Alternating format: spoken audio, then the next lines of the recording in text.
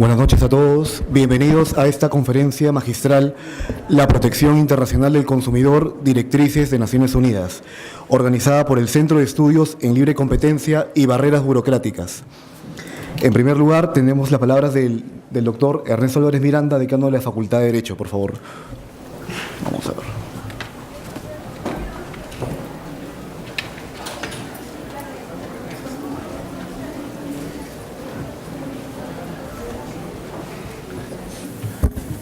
Muy buenas noches a los señores expositores del extranjero que han venido a la escuela del mismo Indecopi a dar charlas dentro de un curso de preparación para los abogados y técnicos de Indecopi.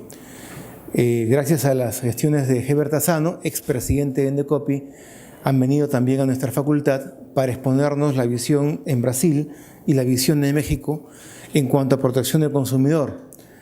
Esto es parte de un esfuerzo que está haciendo la especialidad de competencia y regulación por tratar de elevar el nivel de la facultad en general, ofreciendo a los alumnos una especialidad de alta calidad, cuyo contenido, tanto teórico, cuya plana docente y cuya perspectiva laboral equipara a la mejor perspectiva de las mejores facultades de derecho, no solo peruanas, sino de Latinoamérica. ¿Por qué digo esto? ¿Una exageración? No, porque ustedes saben perfectamente que en la legislación y en la casuística, por ejemplo, de libre competencia, de barreras burocráticas, se ha trabajado mucho más en el Perú que en gran parte de los países de América Latina. ¿Por qué? Porque otros países, incluyendo incluso Estados Unidos, no tienen una área pública, un gestor público como Indecopi. No lo tienen. Por tanto, la casuística se resume a hechos episódicos judiciales, básicamente, o tratados de un aspecto administrativo local. Pero no existe el concepto de Indecopi y por tanto nosotros teórica y casuísticamente hemos avanzado, hemos desarrollado mucho comparado con el resto. Similar situación ocurre en protección al consumidor. Desde que ya hay dos escuelas, dos vertientes en permanente disputa, ustedes ya conocerán, entre aquella, si se quiere, proteccionista, garantista, y aquellos que hablan de que en realidad es una defensa del consumo y que hay que proteger al consumidor dentro de una órbita de mercado, tratando de no dañar la oferta, sobreprotegiendo al consumo, al consumidor. Por tanto, ya hay un debate interesante y esto al final aterriza en que los alumnos, nuestros alumnos, que acaban y se titulan dentro de la especialidad de competencia y regulación, tienen un mercado laboral de alta expectativa, mucho más interesante que otras áreas en las cuales concurren miles de graduados cada año. Por tanto, y sin mayor preámbulo, los dejo con estos brillantes expositores, cuyo currículum ustedes van a conocer inmediatamente, y felicitarlos por haber compartido desde ya esta noche con estos expositores que servirán para nuestra formación en el futuro. No va a ser la primera, bueno, es la primera vez, pero no va a ser la última en que van a estar en nuestra facultad. Muy buenas noches.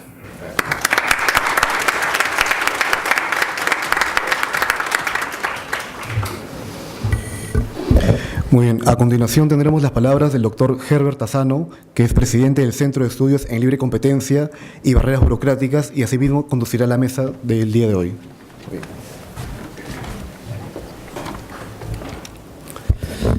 Estimados invitados, expositores, muchas gracias por estar esta noche aquí, por compartir con todos nosotros sus conocimientos y experiencias en materia de protección al consumidor. Buenas noches con todos. La 7ª conferencia de la UNTAC, que es la Conferencia de las Naciones Unidas sobre Comercio y Desarrollo, aprobó el nuevo texto de las directrices de las Naciones Unidas para la protección de los consumidores. Dicha conferencia se realizó del 6 al 10 de julio del 2015 y tuve el honor y la suerte de presidir esa sesión, aprobando por todos los países ahí presentes las nuevas disposiciones a favor de los consumidores del mundo. Posteriormente, las directrices fueron aprobadas por la Asamblea de Naciones Unidas en Nueva York el mismo año. De esta forma, se concluyó el proceso de revisión de las mencionadas directrices iniciado en el año 2012. Las directrices son reconocidas como un conjunto valioso de principios a seguir por parte de las legislaciones de protección de los consumidores y han servido de base a un gran número de leyes sobre protección al consumidor, como ha ocurrido en el Perú. Este documento rector fue aprobado en el año 1985 y desde entonces se ha mantenido sin mayores modificaciones, salvo una incorporación de una sección de consumo sostenible en el año 1999. Por esta razón, y frente a la necesidad de ampliar sus principios con la finalidad de que sigan vigentes, dado los cambios en las relaciones de consumo que se han dado a través de los años, y proporcionen un marco útil, la primera reunión ad hoc de expertos en protección al consumidor encomendó a la Conferencia de las Naciones Unidas sobre Comercio y Desarrollo la tarea de revisar las referidas directrices, y el resultado de ese encargo son las directivas que hoy día vamos a exponer y a conocer. Esto se dio como producto de que los consumidores más globalizados requieren el fortalecimiento de la cooperación internacional y la UNTAC con este mandato renovado y dispuesto a apoyar a los países en desarrollo y a los consumidores en la búsqueda de un mundo más sostenible e inclusive.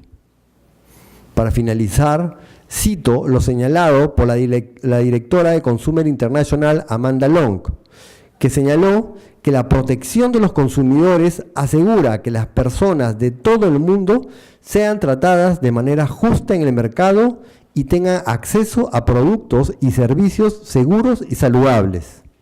Esto es particularmente importante para las personas pobres y vulnerables, que están a menudo entre las más explotadas. La protección y el empoderamiento de los consumidores proporciona un medio claro para frenar las desigualdades y promover la equidad, la justicia y la prosperidad en una economía mundial cada vez más compleja. El programa de esta noche va a comenzar con una exposición a cargo del doctor Arnao Eizaguirre. Él es funcionario de la UNTAC con sede en Ginebra, quien va a exponer qué consisten estas directrices, y él fue uno de los principales impulsores. Estuvo en la aprobación de las directrices en Nueva York en el año 2015. Posteriormente va a exponer Bernardo Altamirano. Él ha sido ex procurador de México en temas de consumidor, es decir, la máxima autoridad de México para los temas de protección al consumidor con el mercado que significa México. Bernardo nos va a tener que abandonar antes del fin de la sesión por un compromiso que tiene. Luego va a venir la exposición de Juliana Pereira. Ella viene de Brasil, ha sido la máxima autoridad de Brasil en temas de consumidor, también con el mercado tan grande que significa el mercado brasilero. Hicieron un excelente trabajo, que no creo que haya oportunidad de comentarlo, en el tema de las Olimpiadas y en el Mundial para proteger a los turistas, un trabajo para aprender. Y finalmente cerrará las exposiciones la doctora Anaí Chávez de Perú sobre la visión de las directrices desde el punto de vista de Indecopi. Yo les agradezco a los 4 expositores que están hoy día aquí en la mesa.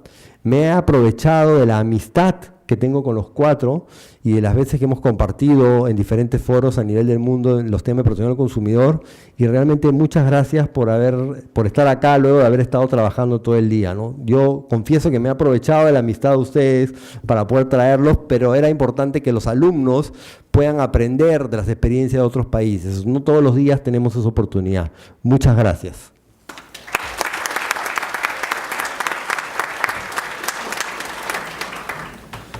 Yo ahora vengo a mi rol de moderador. Vamos a comenzar, como señalé, con la exposición de Arnau, por favor.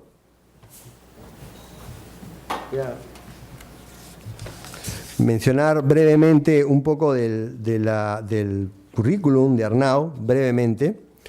Es licenciado en Derecho por la ESADE Law y Business School de Barcelona, España.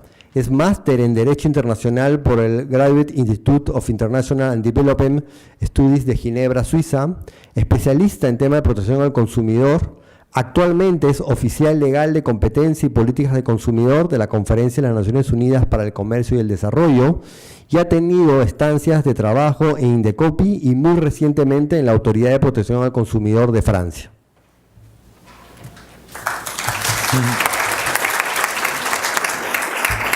Muchas gracias Ever por esta invitación. ¿Cómo no podíamos atenderla? Muchas gracias a la Facultad de Derecho de San Martín de Porres por darnos este espacio para poder compartir con ustedes pues este proyecto conjunto y novedoso que son las directrices de Naciones Unidas para la protección del consumidor. Me siento en familia porque conozco a los expositores de mucho tiempo, todos ellos han sido padres de las directrices de Naciones Unidas y también me siento en familia porque estamos en una facultad de Derecho. Yo he tenido la suerte de ser un espectador privilegiado en la adopción de las nuevas directrices porque estuve sirviendo en el secretariado de la UNCTAD, esta Conferencia de Naciones Unidas sobre Comercio y Desarrollo, durante todo el proceso de negociaciones, desde que nació la idea hasta que se adoptó por la Asamblea General. Y quizás algo que les interese a ustedes es no solo la naturaleza jurídica de las directrices, que eso cualquier estudiante de Derecho Internacional Público lo va a comprender muy rápidamente, sino también cuál es el proceso de formación de la voluntad de los Estados expresados en las directrices. Posteriormente también me gustaría simplemente apuntarles cuál es el contenido de las directrices y qué hace Naciones Unidas al respecto. Bien, como bien ha dicho Ebert, las directrices de Naciones Unidas son un conjunto de recomendaciones de los Estados y para los Estados sobre cómo fortalecer las políticas de protección del consumidor. Y ello, la forma jurídica que toma es una resolución de Naciones Unidas. Las resoluciones de Naciones Unidas están amparadas en la Carta de las Naciones Unidas, la Carta de San Francisco de 24 de octubre, es el momento en el que de 1945, momento en el que entró en vigor. Las resoluciones de la Asamblea General no son un derecho obligatorio para los Estados. De hecho, los artículos 10, 13, 18 y todo el cuarto capítulo de Carta de Naciones Unidas establece cuál es la naturaleza jurídica de sus resoluciones. El artículo 10, cuando habla de los poderes de la Asamblea, dice que la Asamblea podrá discutir cualquier asunto o cuestiones dentro de los límites de esta Carta y que podrá hacer recomendaciones sobre tales asuntos o cuestiones a los Estados miembros de Naciones Unidas. En cuanto a la competencia de la Asamblea, el artículo 13 establece que hará recomendaciones para los fines siguientes. Por un lado, fomentar la cooperación internacional en el campo político e impulsar el desarrollo progresivo del derecho internacional y su codificación. Y aquí entran desde luego las directrices, porque si bien es lo que conocemos como soft law, sí forman parte del derecho internacional. Y en el segundo rubro, fomentar la cooperación internacional en materias de carácter económico, social, cultural, educativo y sanitario y ayudar a hacer efectivos los derechos humanos y las libertades fundamentales de todos sin hacer distinción por motivos de raza, sexo, idioma o religión. Y en este rubro también se pueden inscribir fácilmente las directrices. Y sin embargo, esto es, a pesar de el carácter no obligatorio de las directrices, como sí lo sería un tratado o la costumbre internacional, tiene todos los aspectos formales que nos llevan a pensar que tiene un efecto jurídico sobre los ordenamientos jurídicos de los Estados miembros. Por un lado está la negociación, y luego iremos a los estados de formación de la voluntad de los Estados en este espacio de las directrices.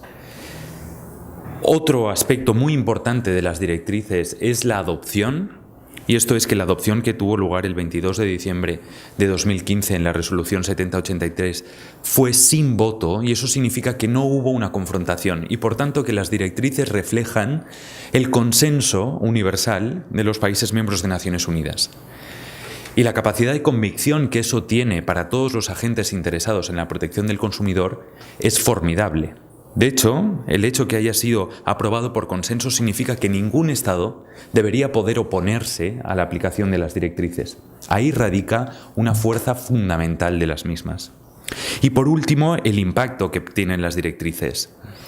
A pesar de no ser obligatorias para los Estados, un estudio de Naciones Unidas sobre la implementación de las directrices desde 1985 hasta 2013 comprobó cómo la gran mayoría de los Estados, esto es, todos los Estados que habían respondido al llamado de Naciones Unidas, habían implementado más del 85% de las directrices en sus legislaciones nacionales. Y por tanto, vemos que sin necesidad de una obligación por parte de los Estados, sí se puede influenciar en las agendas políticas y legislativas de los mismos.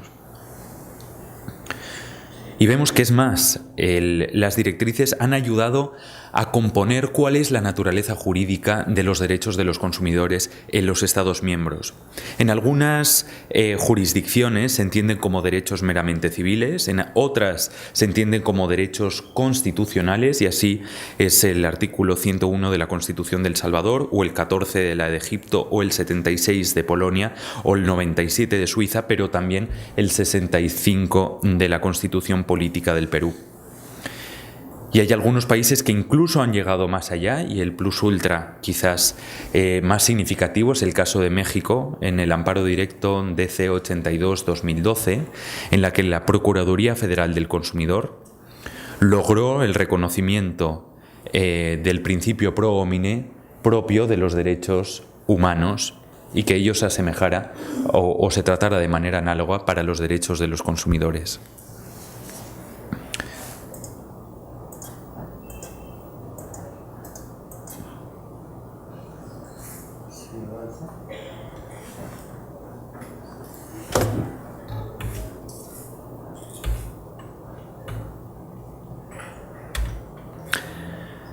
Veamos el proceso de revisión o de generación de la voluntad de los Estados en la revisión de las directrices. Bien, y eso es algo que yo como estudiante de Derecho Internacional había estudiado de manera teórica. ¿Y cómo se generaban? Bueno, efectivamente, las directrices basta con un voto en la Asamblea General, en algunos casos de 2/3, según el artículo 18 de la Carta. Pero ¿cómo llegamos a que la Asamblea General vote algo? Bien, pues se necesitan dos cosas, y no son fáciles. El primero es una legitimidad formal, y la segunda es una legitimidad política. Por tanto, se necesita tanto el aspecto técnico como el aspecto político. Y aquí lo vemos en el proceso de generación de ese consenso. Hubo una primera reunión ad hoc en el año 2012 sobre la confluencia de la competencia y la protección del consumidor en Ginebra. Y bajo este tema anodino, en el que se trataban temas de competencia, de bienestar del consumidor, y etcétera, surgió la idea de qué ha pasado con las directrices de Naciones Unidas que no hemos tocado desde 1999, y como ha dicho Eber, solo para incluir el consumo sostenible, que por tanto su redacción era de 1985. ¿Siguen siendo relevantes o no? Bueno, pues en esa reunión en la que se estaban representados los Estados miembros a través de sus agencias de protección del consumidor y de competencia, y también las misiones diplomáticas, que son quienes generan o digamos pueden obligar al Estado internacionalmente, se decidió que se investigara un poco más. Y de ahí se llegó a la segunda reunión ad hoc, donde se consideró un informe, que es este que había mencionado antes, del secretariado de la UNCTAD, que se presentó el 11 y 12 de julio de 2013, y que dijo: desde el 1985 las directrices de Naciones Unidas para la protección del consumidor han sido ampliamente aplicadas por los Estados miembros de las Naciones Unidas.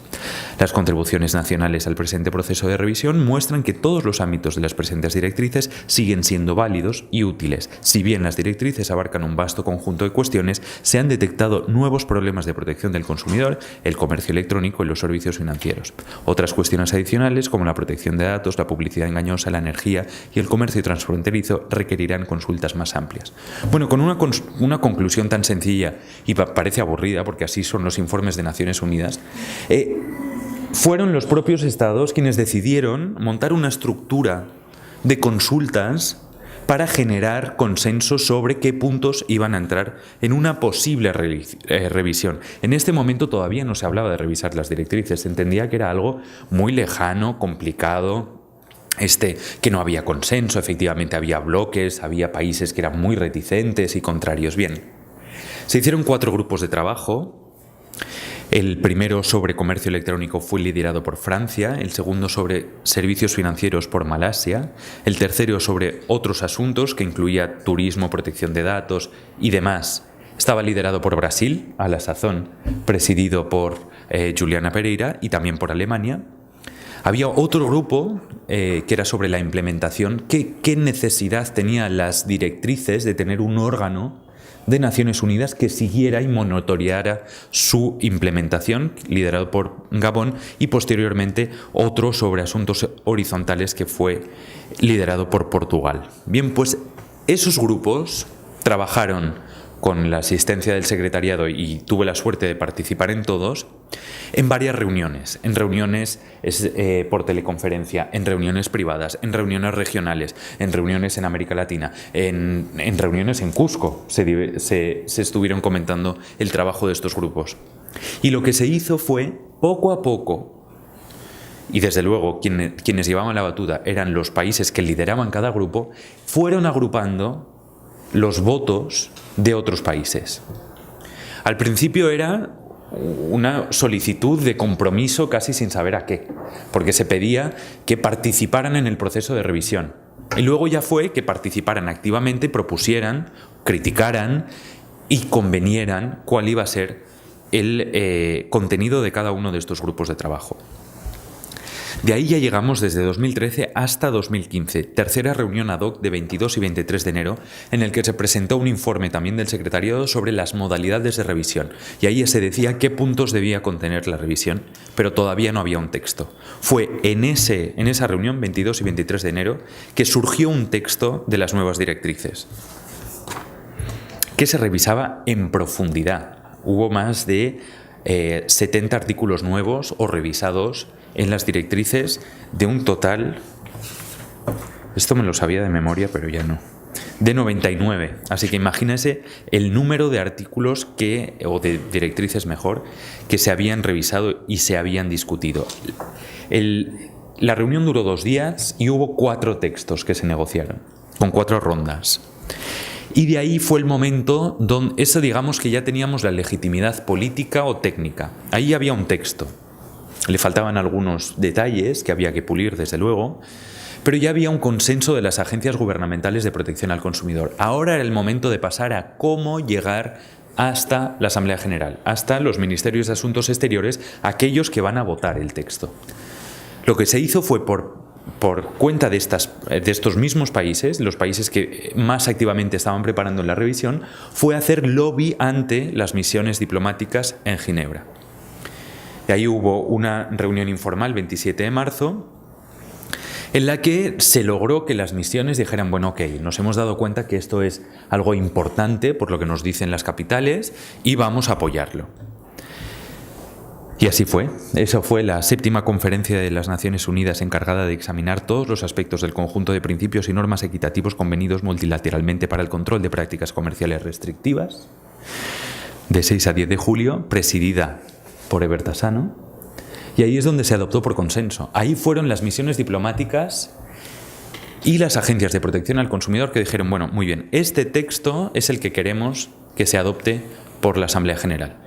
De ahí se defendió en Nueva York por parte también de las agencias y de las misiones, y finalmente fue el 20 de noviembre del año 2015 cuando el segundo comité votó una cuestión muy importante, y es que no tenía implicaciones presupuestarias para el proyecto de Naciones Unidas, y luego lo pasó a la Asamblea General, que efectivamente lo adoptó el 22 de diciembre de 2015.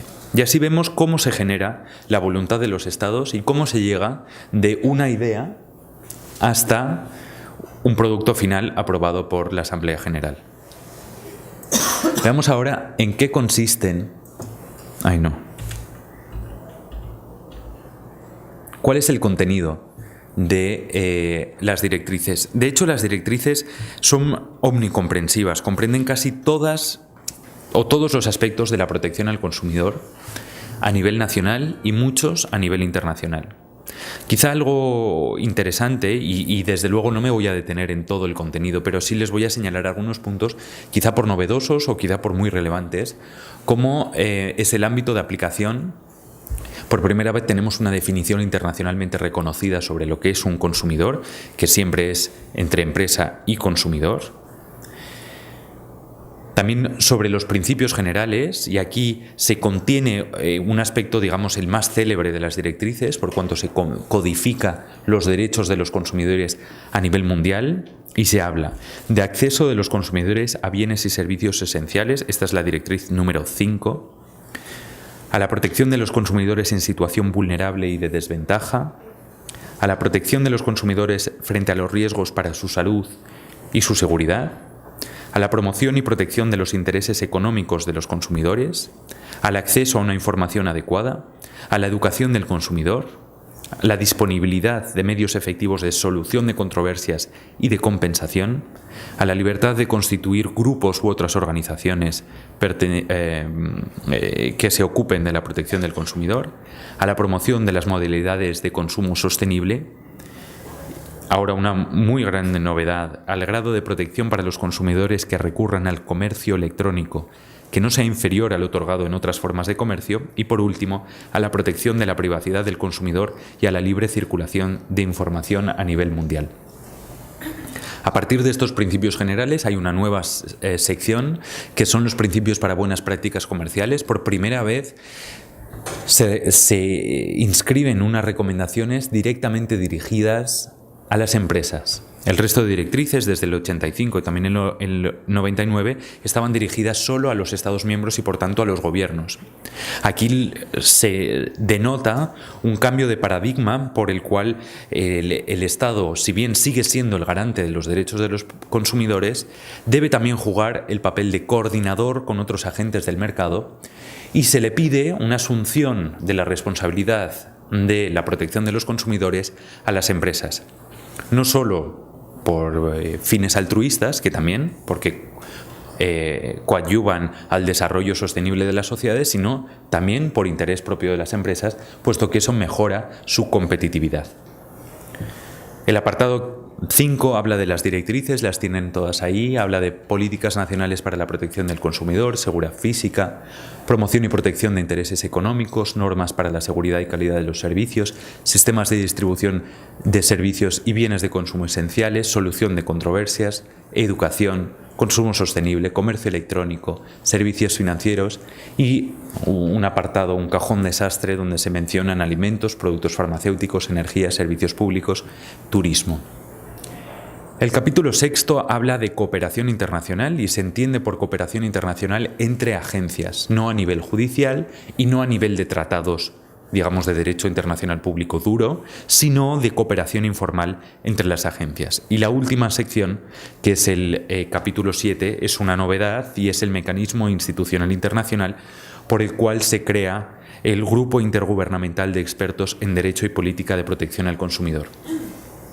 Este grupo está encargado de monitorear las directrices y se entiende como la clave de bóveda del sistema de las directrices a nivel mundial. Permite a los estados discutir a nivel de Naciones Unidas sobre la protección al consumidor y aprender unos de otros. De nuevo, las recomendaciones que emanan de este grupo intergubernamental son solo recomendaciones y no obligatorias para los estados. Quizás algo que les interese es que no se incluye en estas directrices que parecen tan omnicomprensivas. Un tema muy importante de las relaciones de consumo, especialmente las transfronterizas, que no se incluyen en las directrices, son las reglas de derecho internacional privado.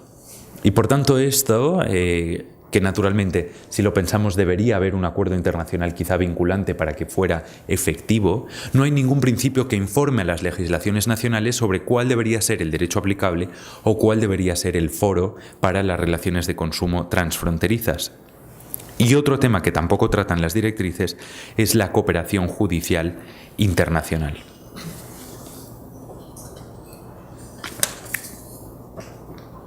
Déjenme ahora que les explique un poco qué hace Naciones Unidas desde que ha asumido este mandato. La UNCTAD ha sido encomendada para servir a este grupo intergubernamental de expertos y hemos tenido una reunión el 15 y 16 de octubre del año pasado en el que ya se sentaron las bases de cuál iba a ser el programa de trabajo.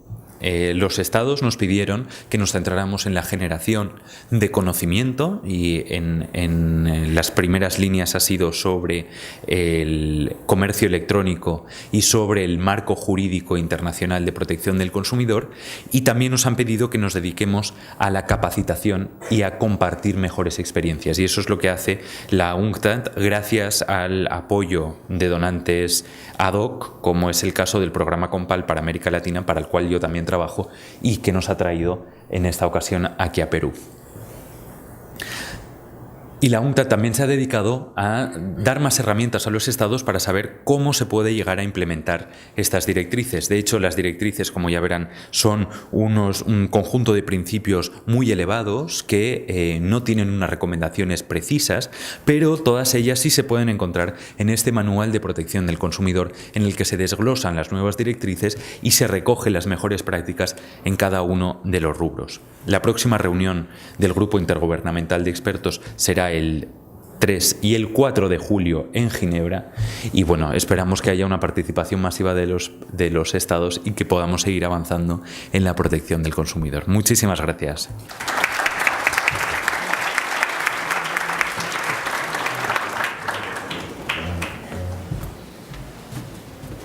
Muchas gracias, Arnau. A continuación va a exponer el señor Bernardo Altamirano. Es licenciado en Derecho por el Instituto Tecnológico Autónomo de México, donde también ha realizado estudios en Economía. Tiene un posgrado en Derecho Público por la Universidad de París y un máster en Administración y Políticas Públicas por la London School of Economy. Asimismo, ha sido Procurador Federal del Consumidor en México.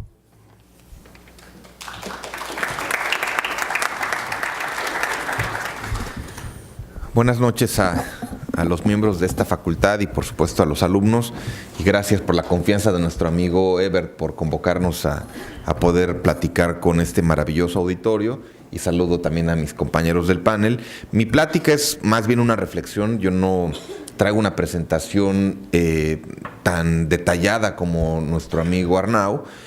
A mí me invitó Ebert a platicar sobre una perspectiva de cuáles son los retos en la era global de protección al consumidor, y a mí, antes de ver hacia adelante, siempre me gusta ver el contexto y ver los antecedentes, porque es importante entender de dónde venimos para saber hacia dónde vamos.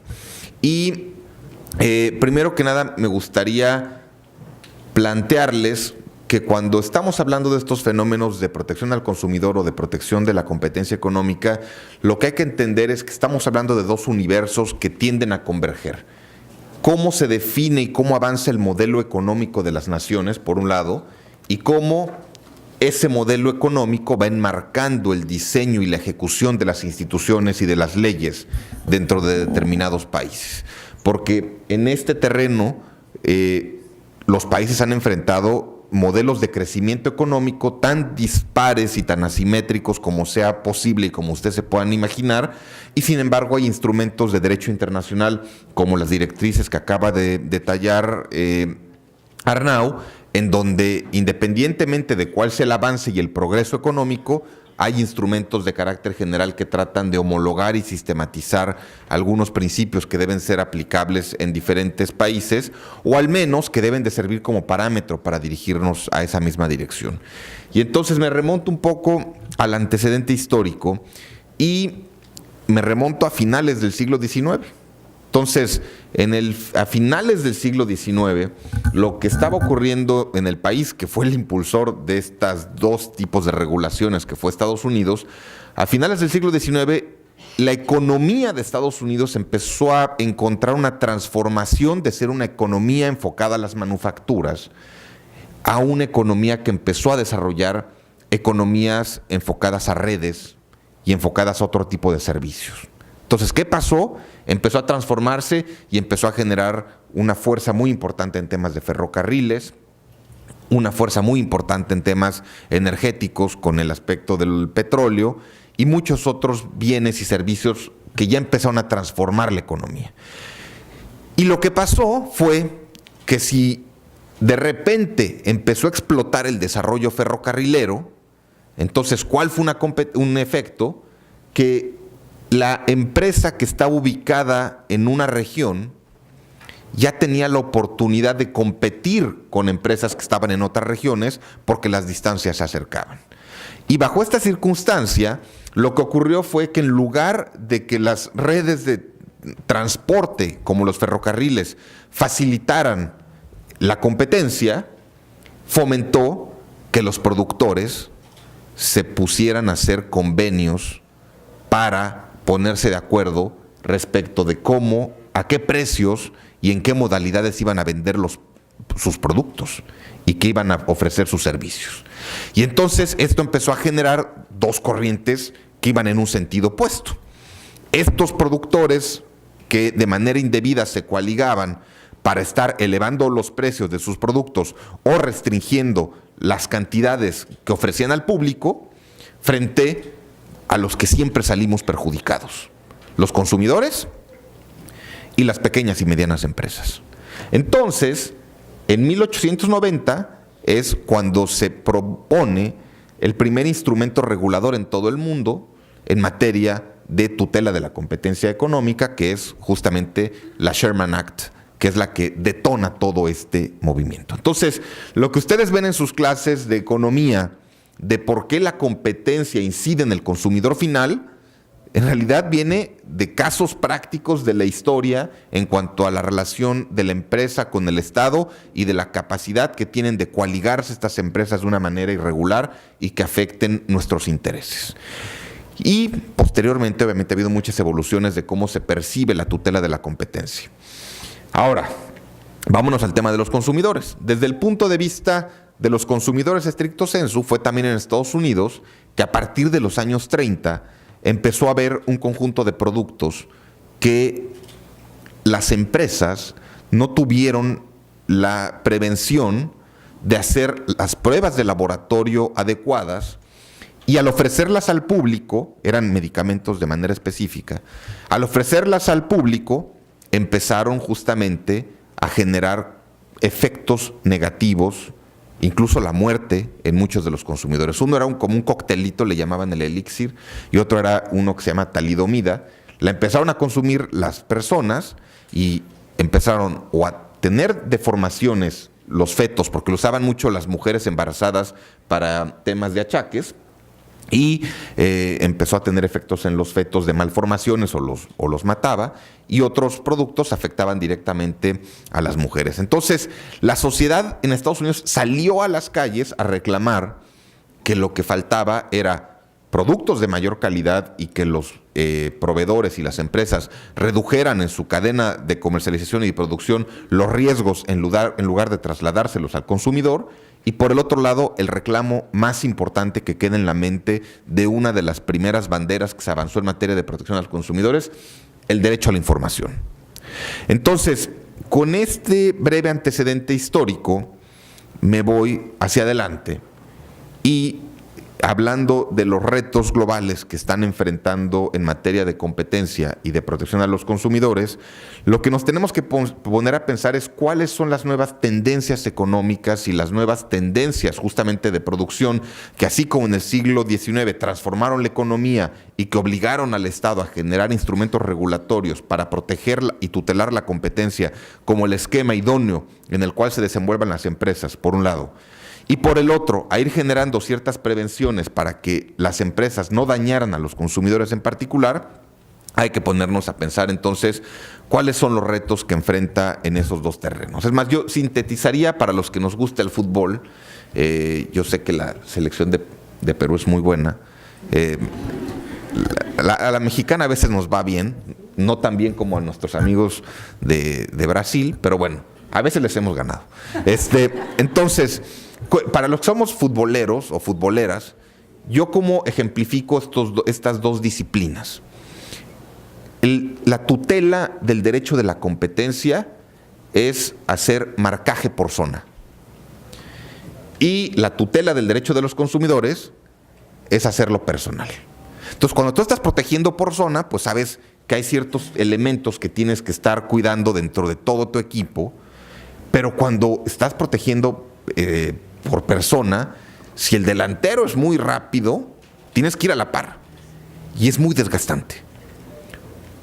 Por zona es más estratégico, por persona acabas pero rendido al terminar el partido. Entonces, ese es el ritmo que llevan las agencias que protegen tanto competencia como consumidor, porque en una tú tienes que determinar la zona bajo la cual vas a proteger, pero en la otra sí tienes que ir individualmente con los consumidores e individualmente con las empresas. Y en esta lógica, ¿cuál es un reto que quiero compartir con ustedes? ¿Qué está pasando con el cambio tecnológico en el mundo y de manera muy específica con todo lo que se conoce como economía colaborativa o sharing economy, y que al final del día no solamente está transformando las tendencias de consumo y que incide en la competencia y en el crecimiento económico, sino que también está transformando la fórmula en la que nosotros como personas nos estamos vinculando con el concepto de propiedad privada y otros benefactores vinculados con la misma.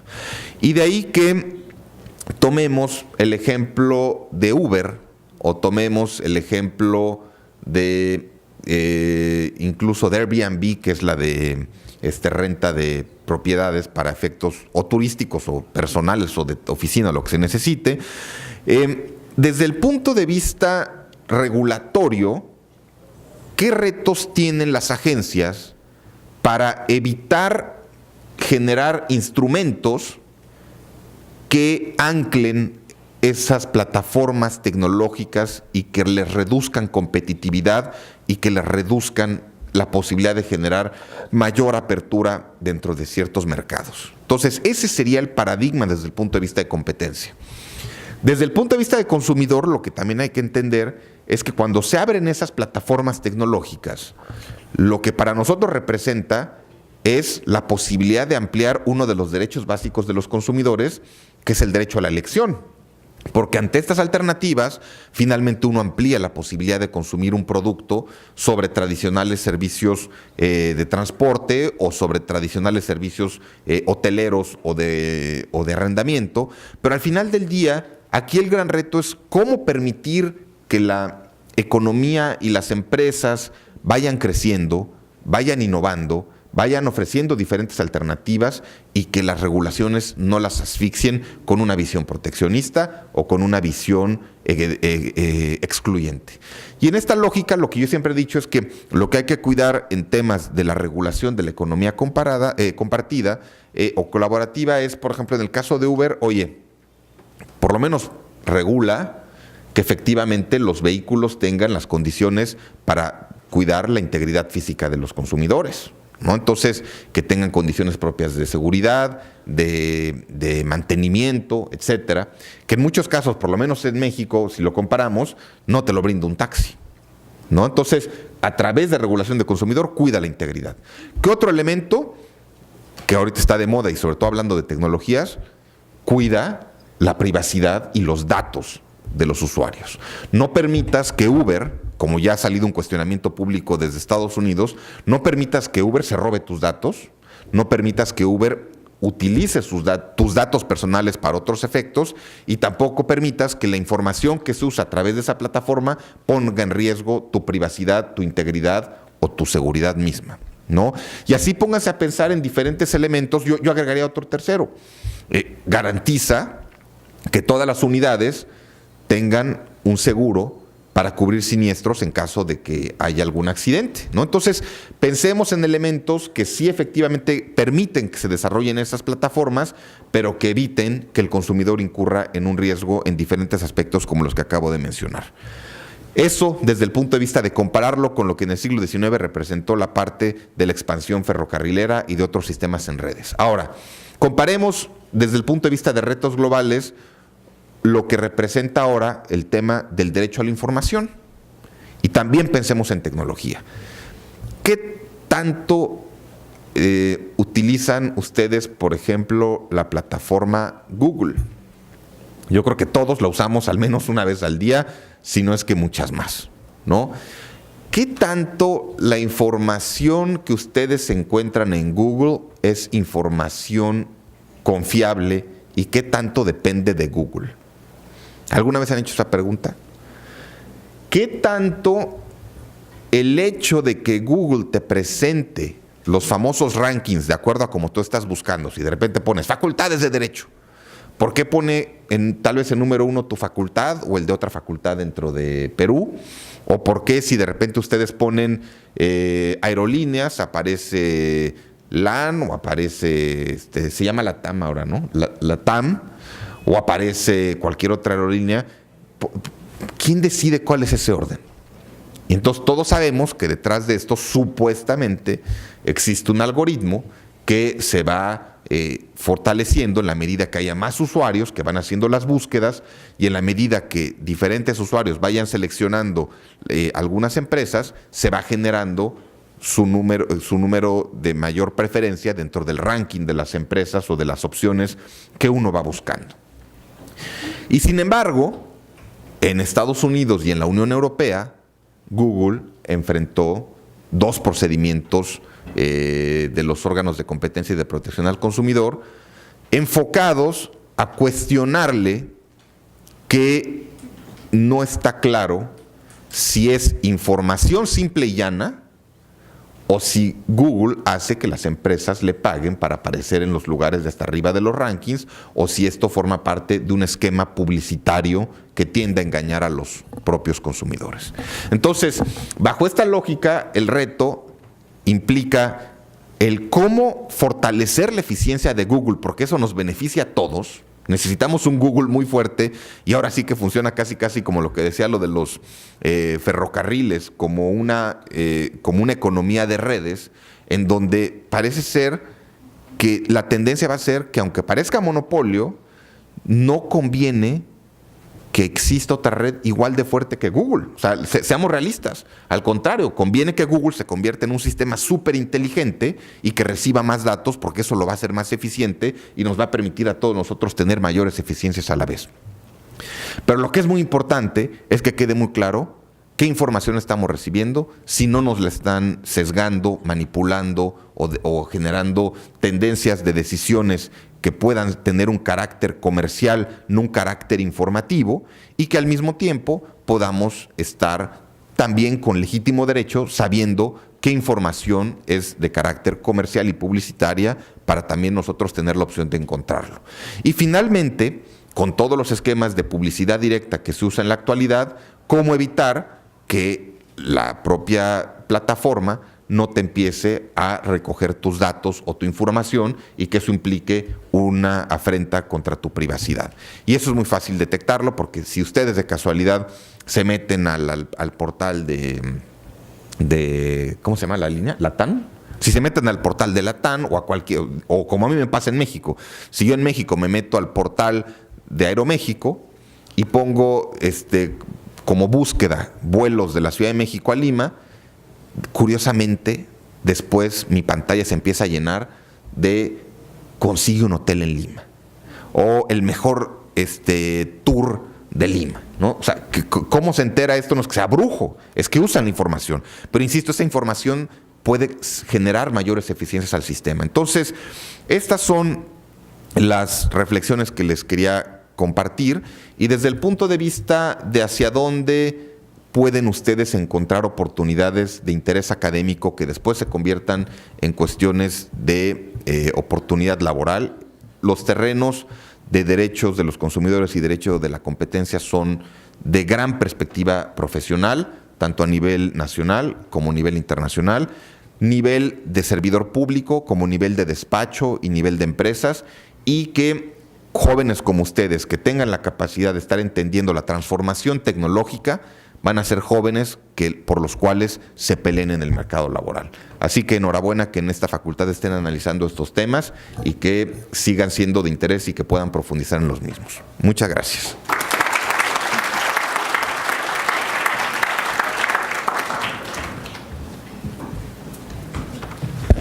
Muchas gracias, Bernardo, por tu interesante exposición.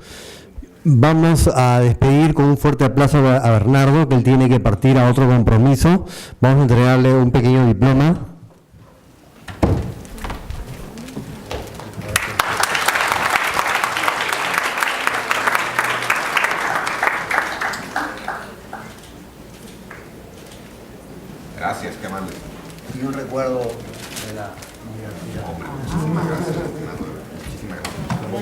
Gracias. Vamos ahora a tener la exposición de Juliana Pereira. Ella es Máster en Business Administration por la Universidad de Sao Paulo, Brasil, un posgrado en Gestión de Sistema de Vigilancia de la Seguridad de los Productos en el Mercado en Derecho del Consumidor por la Universidad Pompeu Fabra. Ha sido coordinadora general del Sistema Nacional de Información de Defensa del Consumidor, directora del Departamento de Protección y Defensa del Consumidor y secretaria nacional del Consumidor de Brasil. Asimismo, pertenece al grupo de expertos de la UNTAN en temas de protección al consumidor. Adelante, Juliana.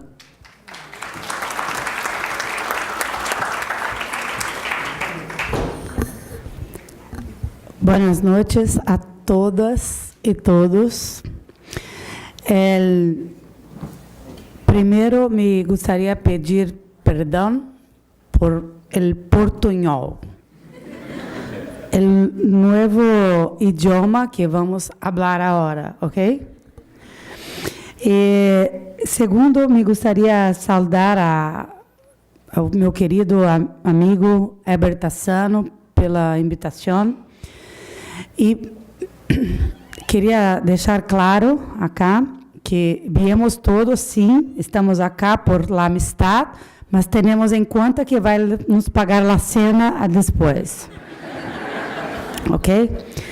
Queria também saudar acá a minha amiga Anaí Chaves, que está também há muito tempo em tema de proteção do consumidor, com quem já pude participar de muitas reuniões, eventos. A Bernardo Altamariro, que está agora como professor e como também pensador e consultor em vários temas, pero que foi presidente de Profeco, uma das maiores organizações de proteção ao consumidor de América Latina. E a Arnau, nosso amigo também, que, a pesar de catalão, é uma pessoa incrível e muito bacana. Estou tentando para que todos se quedem um pouco mais à vontade. Mas Arnau está como representante de Compal e também acá como líder para nós em tema das diretrizes, porque, a despeito de estar como funcionário da Secretaria Executiva, tem uma capacidade intelectual muito grande, uma capacidade de articulação muito grande, e isto foi uma contribuição personal muito forte para que as diretrizes fossem, ao final, construídas a muitas e muitas manos. Mira, eu vou falar um pouco acá sobre a importância das diretrizes para o mundo, mas um pouco mais para nós acá em América Latina. Primeiro, é importante compreender o contexto em que vivemos. Bernardo ha colocado muito bem o tema da tecnologia, o tema de la privacidade, o tema de tantas novidades com o tema de Uber e economias compartilhadas, pero ainda temos em nossa região muitos desequilíbrios básicos ainda. Não?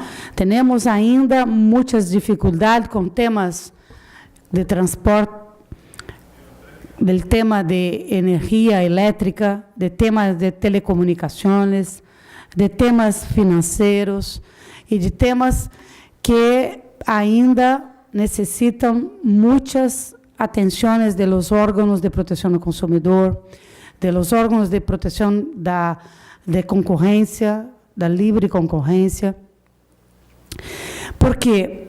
Porque em algum momento está muito claro que há desequilíbrio também entre as partes das relações de consumo. Se nós agora invitamos a nosso gerente de la cuenta bancária e para um cafezinho, como se habla em português, para discutir com ele o contrato de crédito. O gerente do banco vai pensar, mira, está louco. O contrato está como preparado por lo jurídico do banco e o consumidor só tem uma coisa, firmar o contrato. Não há que discutir.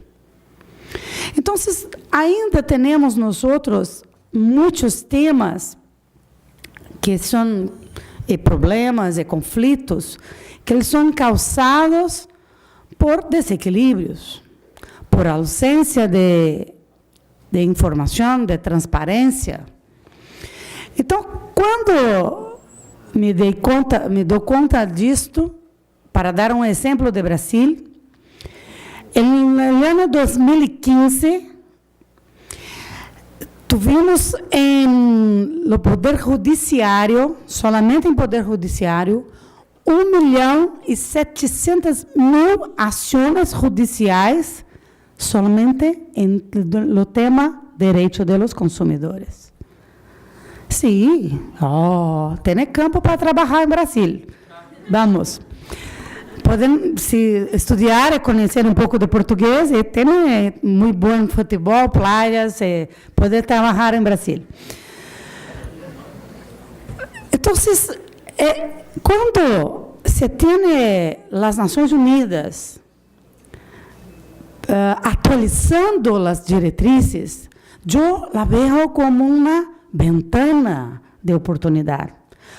Eu a vejo como uma oportunidade de fortalecer as leis existentes, como uma forma de sinalizar a todos os países, a todos os personagens, a todos os atores da sociedade de consumo, que este é um tema importante. E por que é um tema importante? Porque a sociedade, de uma forma geral, está baseada em lo consumo. Despertamos pela manhã e acendemos a luz. É um contrato. Vamos ao banho e temos o dentifrício. É um produto. Tomamos o auto ou tomamos o bus. É um serviço. Vamos a uma cafeteria, a um restaurante. É um serviço. Estamos de vacaciones, tomamos a aerolínea, um serviço. Temos desejo cambiar mi smartphone, porque hoje o smartphone é como mais forte do que o amor. Cambiamos de companheiro, de companheira, pero el smartphone está acá em primeiro lugar. Vivimos em um mundo baseado em relações econômicas, social de consumo. Então, quando temos a oportunidade de ver em uma mesma assembleia países como os Estados Unidos, a Alemanha, Bolívia, Brasil, Chile, Malásia, China, falar uma única coisa, são as luzes, as diretrizes para a sociedade de consumo, da sociedade economicamente de consumo que temos no mundo. Me parece que isto tem um grande marco para todos nós. Eu que estou há 15 anos em tema e agora estou atuando em uma empresa privada há pouco tempo, mas a todos os companheiros que atuam as autoridades de proteção do consumidor, mas não só para as autoridades, para os consumidores. Isto me parece importante. E gostaria que o marco das diretrizes, né? Arnau narrou muito bem acá, e me pareceu uma película acá em minha mente, escuchando todas as etapas. E me sinto muito feliz, porque tive a oportunidade de vivenciar tudo e poder democraticamente, com meus companheiros, e Heber também estava muito presente, levar a los espaços públicos as diferenças, o double standard que têm as empresas. A mesma empresa que tem recorrido importante no hemisfério norte, em muitos casos, acá sequer contestam a consumidor.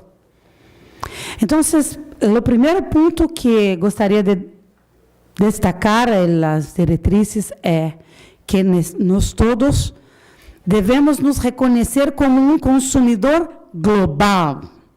Não é consumidor latino-americano, é consumidor norte-americano, é consumidor europeu. Quando se tem isto como o marco da sociedade coletiva global do mundo, eu compreendo que somos todos único consumidor, que deve ter os mesmos direitos e mais, deve ter garantizado o mesmo nível de respeito. E como fazer isto? Se temos países distintos, como fazer isso se temos marcos legais distintos? Me parece que as diretrizes trazem alguns caminhos para esse exercício. E dos primeiros caminhos que me gusta falar é que as diretrizes assinalam que a los mercados que devem exercer a boa conduta, fazer mecanismos de boas práticas. Sinaliza a los mercados que devem oportunizar soluções de controvérsias, ou seja, que deve priorizar a atenção às pessoas, a los consumidores. Se pudéssemos reduzir boas práticas e solução de controvérsias a uma única expressão, na minha opinião, seria respeito. O principal valor que deve congregar a reunião entre fornecedores, provedores e consumidores. Por isso, eu penso que as diretrizes de Nações Unidas abrem novo momento onde não estamos acá falando de novas leis, novos tratados internacionais. Não, estamos falando de uma realidade, de contexto econômico onde vivimos, a sociedade do consumo. E dentro da sociedade de consumo temos muitos temas, mas devemos ter uma base muito concreta.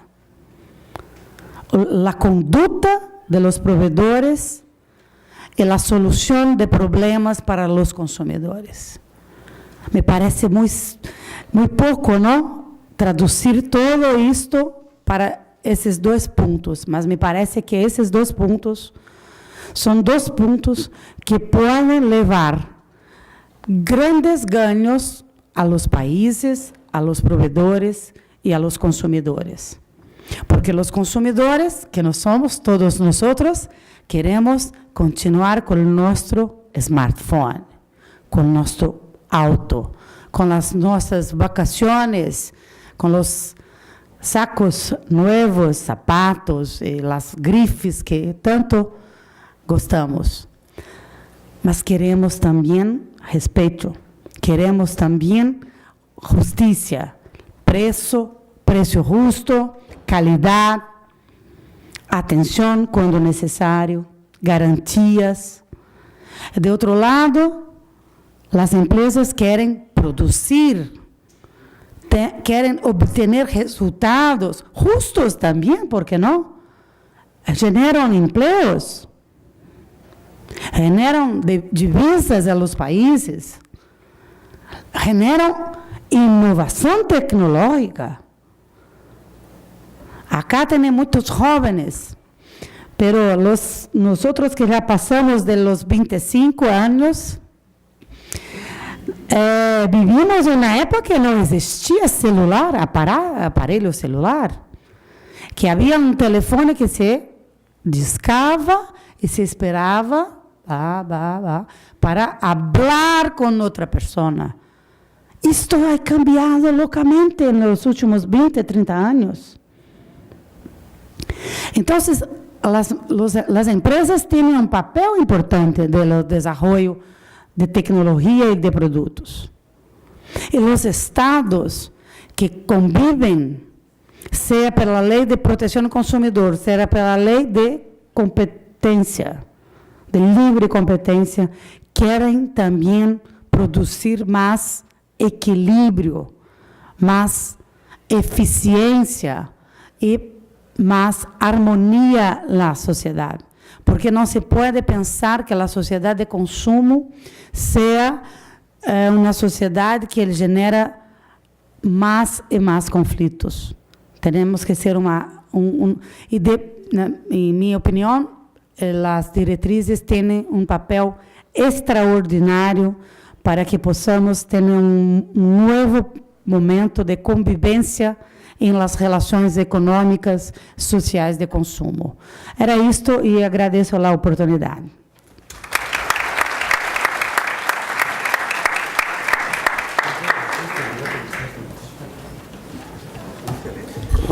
Muchas gracias, Juliana. A continuación, vamos a cerrar las ponencias a cargo de Anaí Chávez. Ella es abogada por la Universidad Nacional Mayor de San Marcos, tiene un máster en regulación por la Universidad Peruana de Ciencias Aplicadas y es actualmente la directora de la Autoridad Nacional de Protección al Consumidor y abordará el tema de que todo lo que hemos visto, cómo lo podemos aplicar aquí al Perú.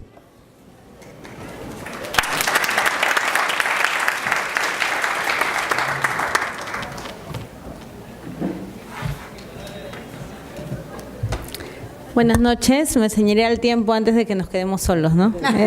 Vamos a en realidad brevemente a mencionar cómo es esto que hemos escuchado que lo definió Arnau como principios muy elevados. ¿Cómo es que los aterrizamos ya en acciones concretas a nivel de país? Porque si bien la función precisamente de las directrices de Naciones Unidas es dar lineamientos y dar luces a los países sobre qué implementar, ya corresponde a cada uno de los países implementarlo de acuerdo a su realidad y precisamente en eso es lo que se diferencian las legislaciones y las acciones de cada país. A ver, vamos a ver. Como bien señaló Arnau, las directrices no son vinculantes para Estados miembros, pero influyen en las legislaciones. De las directrices que han señalado, yo voy a detenerme en las que están resaltadas, que son las políticas nacionales para la protección de los consumidores, los temas de seguridad física y solución de controversias y compensación. Me voy a detener en ellas ya que son las que hemos desarrollado de alguna u otra manera y mucho más recientemente para que ustedes lo conozcan. En el tema de políticas nacionales de protección al consumidor, este es el texto de las directrices y esto se aterriza en el Código de Protección y Defensa del Consumidor. Nuestro código señala que debe existir una política nacional de protección al consumidor, que aún así una política nacional de protección al consumidor sigue siendo un principio elevado. De hecho, este año se aprobó la política y estaba conversándolo con algunos amigos que no son abogados y claro, me decían, ay, ¿pero qué significa esto? ¿Va a bajar el peaje? ¿Va a bajar van a haber más competencia en los precios? ¿Va a mejorar la calidad de algo? Y sí, pues en realidad no sirve para eso, ¿no? Lo que pasa es que las políticas nacionales lo que determinan son aquellos temas que el Estado tiene como prioridad. Entonces, ¿de qué nos sirve? De respaldo.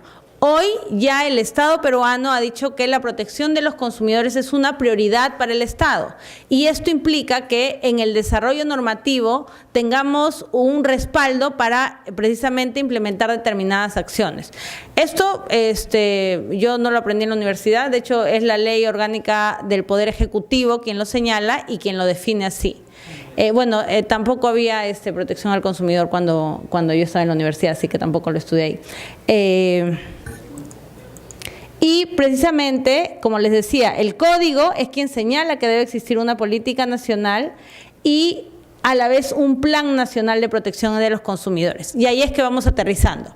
Están las directrices de Naciones Unidas, está el Código de Protección y Defensa del Consumidor como legislación nacional, y a partir del código hay una política nacional de protección al consumidor y un plan nacional de protección de los consumidores. Y el plan lo que establece son las acciones concretas con indicadores específicos que se van a desarrollar. Una novedad en esto también es que el código ya no establece que el Indecopi, si ustedes preguntan quién se encarga de protección al consumidor, seguro mucha gente les va a mencionar el Indecopi. Lo que dice el código es que la protección del consumidor es un tema transversal de todas las entidades del Estado. Y precisamente aquí tiene lógica el tema de que sea una política nacional, porque hacer una política nacional son todas las entidades del Estado las que tienen que tenerlo en cuenta para el desarrollo de acciones. Y por ende, el Plan Nacional también incluye indicadores de todas las entidades del Estado. Entonces, ¿qué incluye el Plan Nacional de Protección de los Consumidores? Primero, tuvimos que determinar un problema, y el problema era la necesidad de una mayor y más eficaz protección de los consumidores.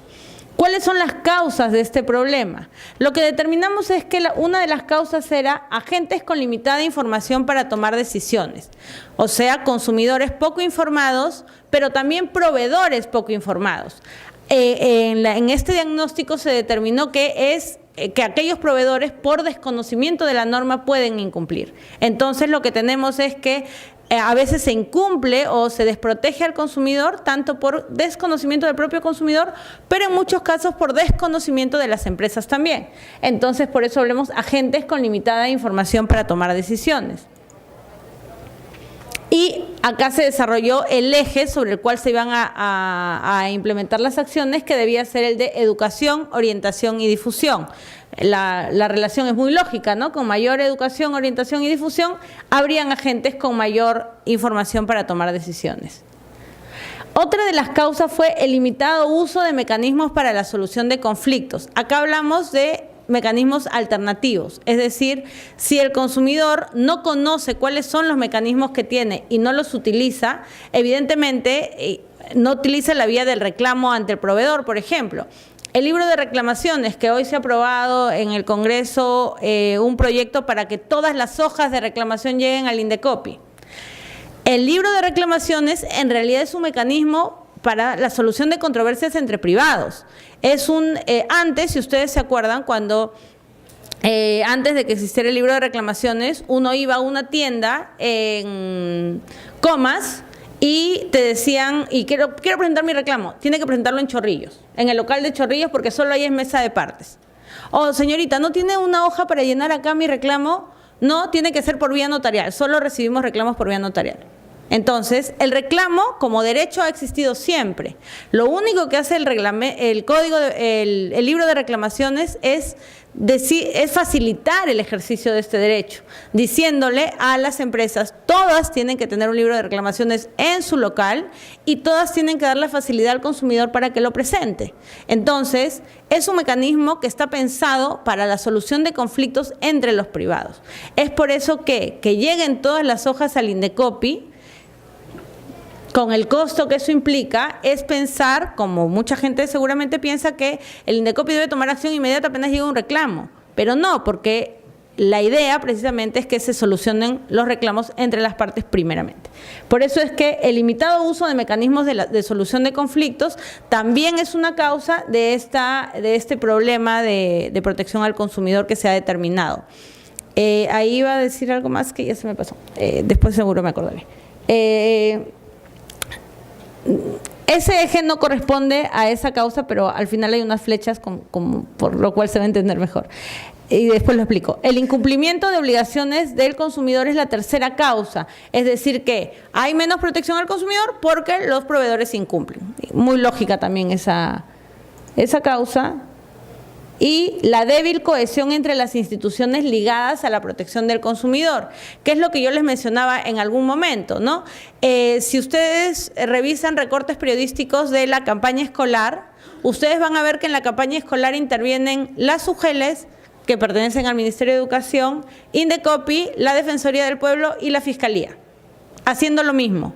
Hoy esa coordinación ha mejorado, ya porque el código ya establece que debe haber una coordinación, pero a eso nos referimos con la débil cohesión entre instituciones ligadas. Cada una tiene funciones, actúan cada una por su cuenta y sin una articulación evidentemente no estamos aprovechando los recursos del Estado, que son escasos, para atender de manera más organizada y fiscalizar de manera más organizada y prevenir de manera más organizada. Los ejes, ahí están las flechas, esos son los ejes que atenderían o permitirían paliar esas causas que a la vez permiten paliar el problema. Uno es educación, orientación y difusión, como ya les mencioné al principio. El otro es la seguridad de los consumidores como mecanismo también para fortalecer la protección de los consumidores, ya que hay... Voy a explicar en detalle, porque ese es un tema más complicado, pero lo voy a explicar más adelante, los mecanismos de solución de conflictos como eje, también promoviendo mecanismos de solución de conflictos como el libro de reclamaciones, como el arbitraje de consumo. Y el fortalecimiento del Sistema Nacional Integrado de Protección al Consumidor, un sistema que se crea con el código, por ende tiene 6 años de creación, con el cual todas las entidades del Estado poco a poco están tomando conciencia de su labor como sistema en la protección de los consumidores. Entonces, en virtud de esos ejes, acá están los ejes que les mencioné, en virtud de esos... Ya esto ya lo mencioné.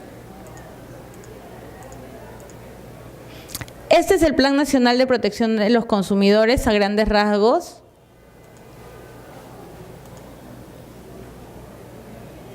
Y esto lo voy a mencionar más adelante. En educación, orientación y difusión, el Plan Nacional 2017-2020 lo que establece es la participación de todas estas entidades. Cada entidad en su función específica, su salud evidentemente en temas de salud, OCIPTEL en temas de telecom, Superintendencia de Banca y Seguros en tema de banca, y el compromiso y el indicador es este número de agentes beneficiados con estas acciones. Evidentemente, cada entidad se ha puesto una meta específica de acuerdo a las posibilidades que tiene, a lo que año a año realiza, y la idea es que esto vaya creciendo año a año. Año a año se va a hacer una evaluación de cómo se ha avanzado en este plan nacional y en estas metas que cada entidad se ha puesto. En el tema de protección de salud y seguridad, son estas las entidades participantes: Ministerio de la Producción, Indecopi, Ministerio de Salud, SUNAT, DIGEMIT y DIGESA. No sé si a ustedes han visto alguna vez en las noticias que el ejemplo más clásico que tenemos aquí es cuando hay un llamado a revisión o los recalls de vehículos. Un problema muy grande que hubo fue con los airbags. Los airbags de los vehículos, la empresa fabricante reportó que tenían una falla por el cual no se abrían cuando debían abrirse, o sea, en el choque. Y evidentemente la marca fabricante de los airbags abastecía a varias marcas de vehículos. La marca de vehículos toma conocimiento de esto y llama a revisión a todas las marcas, a todos los autos vendidos para hacer el cambio respectivo. ¿Cuándo uno se va a dar cuenta que su airbag está mal?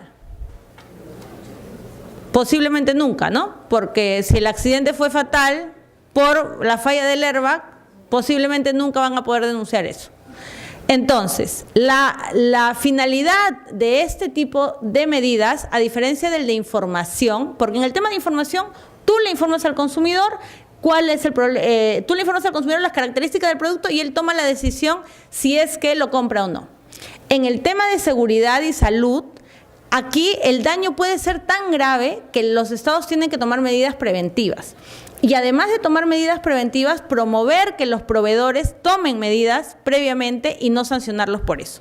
Por ejemplo, lo que dice el código en este caso es que si voluntaria o si de motu propio la empresa se entera de que una vez puesto el producto en el mercado se torna riesgoso, tiene que comunicar a la autoridad, comunicar a los consumidores y tomar las medidas que en este caso es retiro del producto. Ahí no hay sanción. Hay sanción en caso se determine que, habiendo tomado conocimiento, no lo reportó o que pudo haberlo previsto. Pero en el caso que les comento de los autos, evidentemente, lo que aquí se quiere promover es que las empresas tomen acción. Si yo sanciono a las empresas cada vez que reportan un tema de recalls o de seguridad, lo que voy a generar es que nadie reporte. Y al Estado le va a ser mucho más difícil enterarse de que existen estos problemas de seguridad y salud. Entonces, por eso es que ese tema es bien sui generis, y además es un tema donde países, evidentemente, donde las comisiones bancarias ya no son un problema, o donde los cambios de producto ya no son un problema tan grave, tienen mucha historia avanzada, donde existen, por ejemplo, en las clínicas o en los hospitales, reportes de si llega alguien, no sé, voy a poner un tema bien sencillo, ¿no? De pronto hay un estándar que tienen que tener las cortinas de largo de los cordones. ¿Por qué? Porque llegaban reportes a las agencias de salud norteamericanas de que niños de ciertas edades se ahorcaban, equivocadamente, evidentemente, ¿no? Accidentalmente se ahorcaban con los cordones de la cortina. Entonces, ¿cómo se entera la agencia norteamericana de esto? Porque los hospitales y las clínicas le reportan. O, por ejemplo, casos de niños que se atragantan con las pilas botón. Las pilas botón son las que están en las alarmas, en los controles remotos de los carros, o en algunos juguetes, libros musicales, polos con luces, estas cosas para niños. Entonces los niños se atragantan con esto y ocurren accidentes.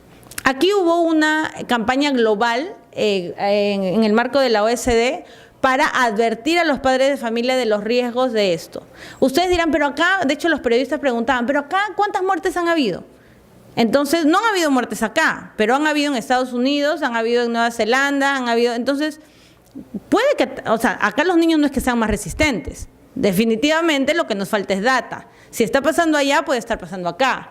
Entonces, esas cosas nos faltan desarrollar. Por ejemplo, que tengamos reportes, así como hay reportes de intoxicaciones alimentarias para los casos de epidemias en los hospitales y clínicas, también nos hacen falta reportes, que es algo que queremos hacer, de las clínicas y hospitales para accidentes recurrentes con productos de consumo, para que en base a eso se tomen medidas de retiro o de corrección en los diseños o en los estándares o en las normas técnicas o en los reglamentos técnicos.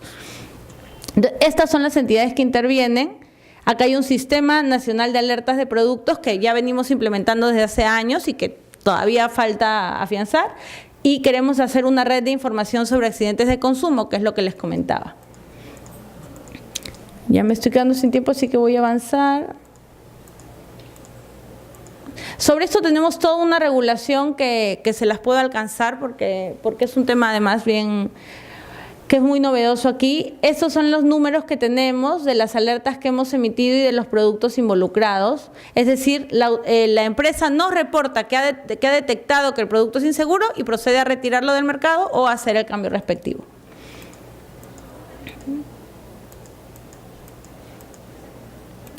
En mecanismos de prevención y solución de conflictos, estas cosas que les estoy mencionando las incluye el Plan Nacional de Protección al Consumidor y las directrices, evidentemente, como he mencionado.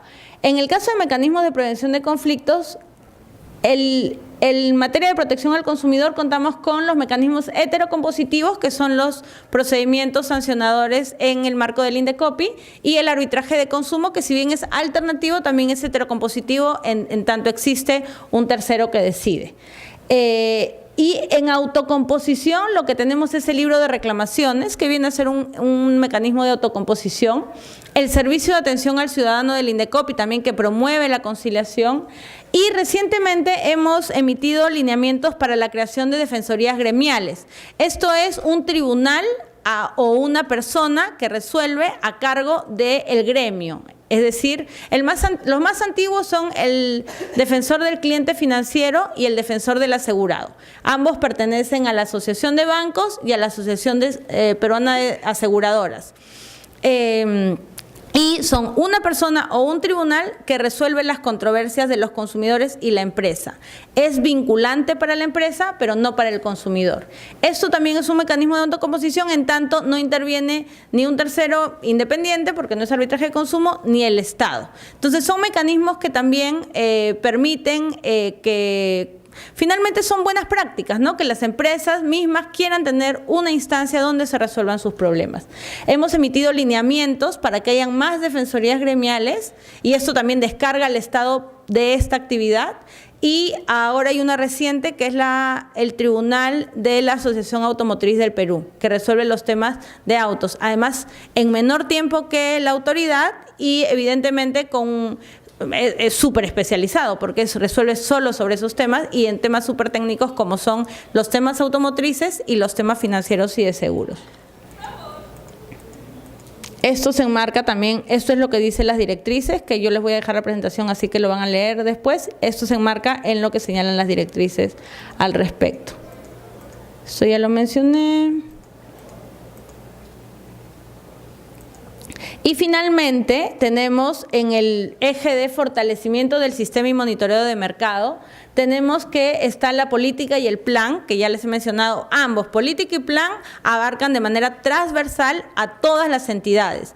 Lo que yo les podría decir, si ustedes me dicen cómo va la coordinación entre entidades, cada vez mejor, pero todavía cuesta un poco más incluir a los gobiernos locales y regionales, que ellos son quienes finalmente también tienen una función muy importante en materia de protección al consumidor. Los restaurantes insalubres es competencia municipal. Las piscinas, a veces en verano salen las piscinas que están contaminadas, es competencia municipal. Los mercados de abastos, el peso en los mercados es competencia municipal. Con eso lo que les quiero decir es que el tema de protección al consumidor no solo se ve en Indecopi, sino se ve a nivel de todas las entidades de gobierno e incluso de gobiernos locales y regionales, y es ahí donde falta desarrollar muchísimo, que gobiernos locales y regionales sean conscientes de esta labor y ver dónde conviene más gastar el presupuesto, si en un monumento, algunos de los que ya hemos visto siempre, o de repente en una mejor fiscalización en mercados y en restaurantes, por ejemplo. Tenemos para eso... emitimos esos libros azules y rojos, son informes sobre el estado de la protección de los consumidores en el Perú, que desde mi perspectiva, además que, bueno, debo decir que es mi oficina quien lo emite, pero siendo objetivos, es el documento que más estadísticas en materia de protección al consumidor tiene respecto de todos los sectores y de todos los ministerios. Nosotros pedimos información a todas las entidades de gobierno y a ciertas municipalidades y gobiernos locales y regionales, y ellos nos remiten información respecto de todas las acciones que vienen realizando. Entonces es un documento estadístico que para efectos de trabajos e investigación les puede ser muy útil. Y finalmente las asociaciones de consumidores como una parte importante de este sistema de protección al consumidor. ¿Por qué lo hemos resaltado? Porque este eje incluye capacitación y fortalecimiento de asociaciones de consumidores y en general de todas las entidades que hemos mencionado, gobiernos locales y regionales y gremios empresariales, ojo, también forman parte del sistema. Eso es todo lo que en resumen les puedo mencionar con cargo o con la posibilidad en realidad de desarrollar cada uno de esos puntos en horas. Así que ya con su profesor Eber Tassano seguramente van a poder conversar en detalle de esos temas. Muchas gracias.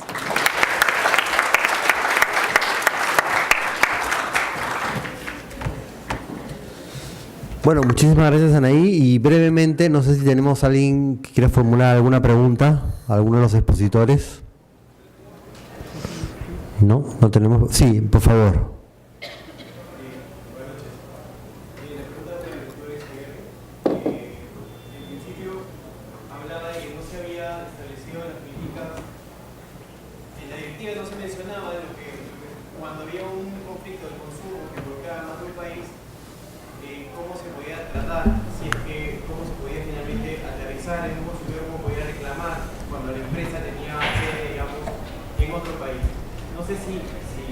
Si bien no lo ha recogido la directriz,